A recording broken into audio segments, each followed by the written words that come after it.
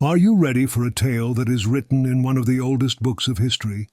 Then just keep watching The Shadow of Orpheus.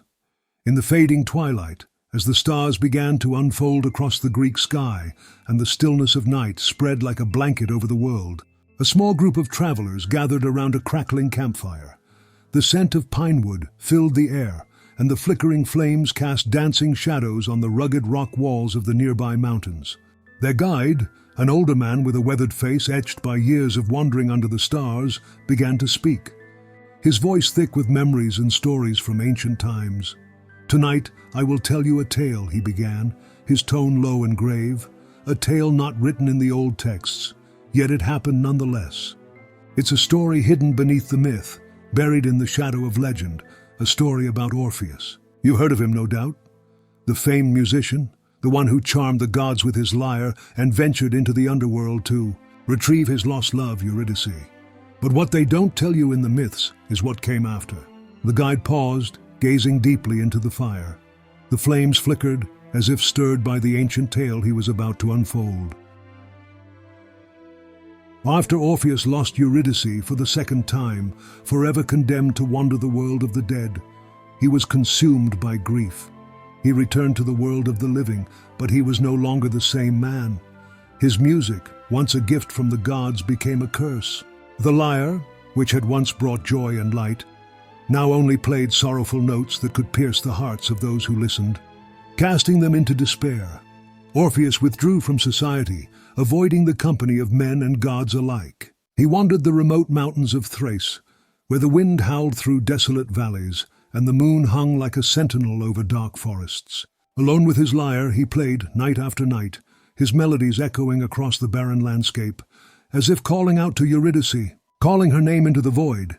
But Orpheus did not know that his grief had caught the attention of darker forces. In those days, there were whispers of ancient beings older than the Olympians, who lingered in the shadows of the world, feeding off human sorrow. These creatures were known only as the Epimythii, the shadow weavers. They thrived on the emotions of mortals, drawing power from their despair, their fear, their longing.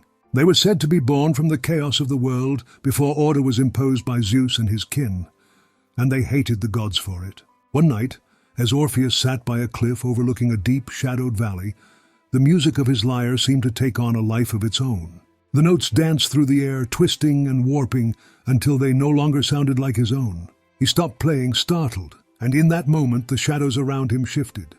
Out of the darkness stepped a figure, cloaked in black, with eyes that shimmered like the stars themselves. The air around Orpheus grew colder, and the wind ceased its mournful wail.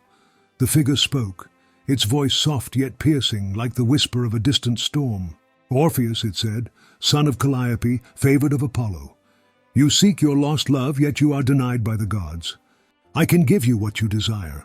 Orpheus, heart heavy with grief, looked up at the figure. "Who are you?" he asked, though deep down he already knew the answer. "I am one who exists between worlds," the figure replied, stepping closer. "The gods may rule the heavens and the earth, but I govern the shadows. And in the shadows, Orpheus, nothing is beyond reach, not even the soul of your Eurydice." Orpheus's breath caught in his throat. He had heard of the Epimythii, of their power to manipulate fate, but their price was said to be steep. "And what would you ask of me in return?" he asked warily. The figure smiled, a cold, cruel curve of its lips. "Only one thing, your lyre, the instrument with which you command the world, with which you move gods and men alike. Give it to me, and I will reunite you with your Eurydice for all eternity." Orpheus hesitated. His lyre was more than just an instrument. It was a part of him, an extension of his very soul. But the thought of seeing Eurydice again, of holding her in his arms, was too much to resist. He nodded, "I accept." The figure moved with inhuman speed, its hand outstretched. With a single touch, the lyre vanished from Orpheus's grasp, dissolving into smoke. The cold around him intensified, and for a moment he thought he had made a grave mistake. But then from the shadows he saw her. Eurydice, her form faint and ethereal as if she were made of mist, stepped forward. Her eyes, once so full of life, now gleamed with a strange light, as though she were caught between worlds. She smiled at him, but there was a sorrow in her expression that Orpheus had never seen before. "My love," she whispered, her voice like the rustling of autumn leaves, "you should not have done this." Orpheus rushed to her, embracing her cold form. "I had to," he murmured. "I couldn't live without you." But as he held her, the shadows around them deepened, and the world seemed to twist and warp. The figure in the cloak laughed, a harsh, echoing sound that sent shivers down Orpheus's spine. "You have her, Orpheus," it said, "but you will never truly hold her." Suddenly Eurydice's form began to fade, slipping through his fingers like sand. Orpheus cried out, trying to cling to her, but it was as though she were dissolving into the very shadows that surrounded them. "She is now mine," the figure whispered, "forever bound to the twilight between life and death. You may see her, but she will never be fully yours again." Orpheus fell to his knees, his heart shattered. He had lost her again, but this time it was his own doing. The guide paused, his eyes glinting in the firelight.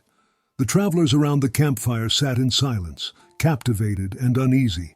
"But that is not the end of Orpheus's story," the guide continued, his voice softer now. "For it is said that Orpheus, after losing his lyre and his love, wandered the earth as a shadow of himself. Without his music he was empty, hollow, and wherever he went misfortune followed. The gods pitied him. Yet they did nothing to intervene, for he had struck a bargain with forces older and darker than themselves. In the end, Orpheus's fate was sealed by the very Maenads who once revered him. Maddened by his rejection of their wild, ecstatic worship, they tore him limb from limb, scattering his remains across the hills of Thrace. But even in death the shadows clung to him. It is said that the Epimythii took his soul, binding it to the underworld, where he roams to this day, forever seeking Eurydice, forever lost in the dark. The fire crackled as the guide's tale came to an end. The travelers shivered, whether from the chill of the night or the haunting story, none could say. Somewhere in the distance, a wolf howled, its cry echoing through the night like a lament for the souls forever lost in the shadows. "And so," the guide whispered, his eyes gleaming in the firelight, "when you hear a strange melody in the wind, mournful and sweet, remember the tale of Orpheus and the price he paid for love."